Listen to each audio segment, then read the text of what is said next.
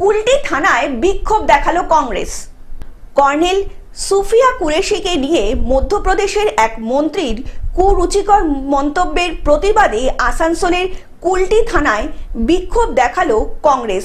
শনিবার কুলটি ব্লক কংগ্রেস সভাপতি সুকান্ত দাসের নেতৃত্বে এই বিক্ষোভ দেখানো হয়। সুকান্ত দাস জানান, রাজ্য জুড়ে কংগ্রেসের তরফে এই কর্মসূচি করা হচ্ছে।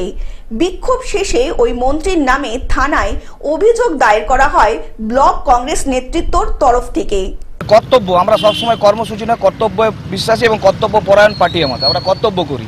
আজ বর্তমানে আমরা দেখতে পাচ্ছি 48 ঘন্টা আগে আমাদের মধ্যপ্রদেশের সরকার, বিজেপি সরকারের একজন এমএলএ এবং মন্ত্রী, তিনি আমাদেরই কর্নেল সুফিয়া কুরেশিকে নিয়ে অরুচিকর, একদম কুরুচিকর মন্তব্য করেন এবং অভদ্র টিপ্পনি কথা বলেন। তিনি তাকে আতঙ্কবাদীদের বোন বলে সম্বোধন করেন এবং এটাও বলেন যে ওনারই সমাজের লোককে পাঠিয়ে ওনাদেরকে আমরা মারা করালাম। তো এটা কোন ধরনের মানসিকতা, এটা আমরা জানতে চাই বিজেপির কাছে।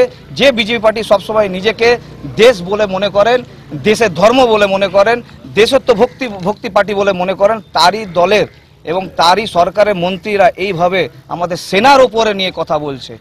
আসানসোল থেকে সৌমিত্র গাঙ্গুলির রিপোর্ট, গ্লোব নিউজ।